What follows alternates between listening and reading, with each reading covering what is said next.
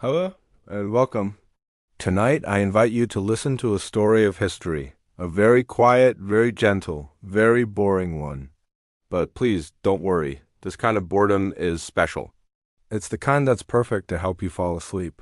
This is the story of a teacup. Yes, just an ordinary teacup. Nothing special, nothing grand. And yet, it has quietly survived through centuries. So find a comfortable position, let your body relax, and just listen. The story begins in a small pottery kiln in the south of England in the year 1723. The potter's name was Thomas. He wasn't famous. He didn't invent anything remarkable. His hands, covered in clay, were steady and practiced. Every day he shaped hundreds of cups on his wheel, each one nearly identical to the last, all of them plain and to most unimportant. This teacup was one of them. Ordinary, but it existed. It was formed from the earth, spun into shape by human hands, and hardened by fire. A simple beginning for a simple object. Once it cooled, the teacup was packed into a wooden crate with its many siblings.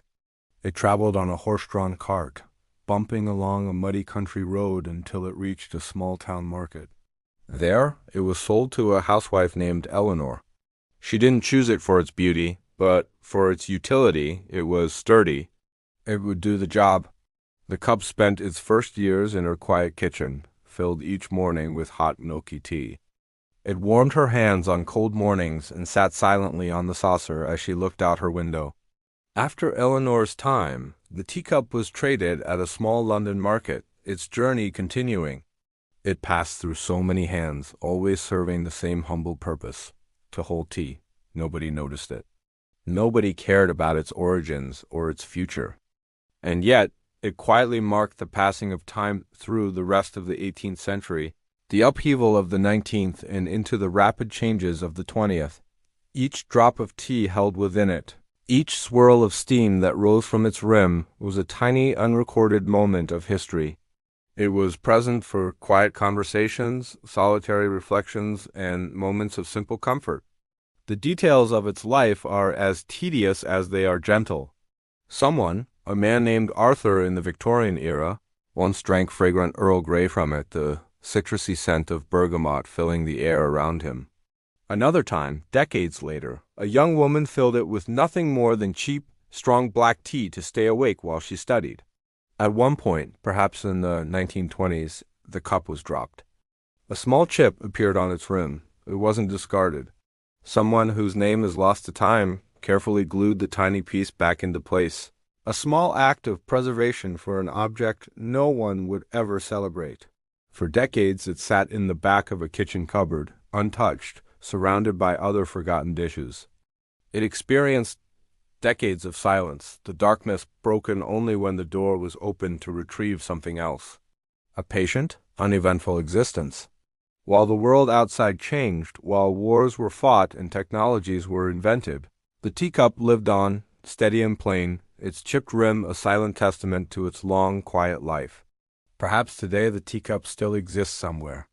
Maybe it's resting in an attic, covered with a soft blanket of dust. Maybe it sits on the shelf of a second-hand shop, waiting for its next owner. Or maybe its journey has finally ended, and it has been thrown away, returned to the earth from which it came. Its story is boring, yes, but it is also gentle.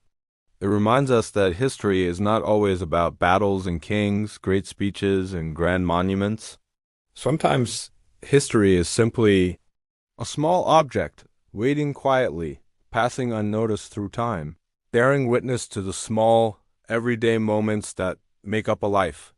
And so you've just heard the very boring history of a very ordinary teacup. A story of stillness and simplicity.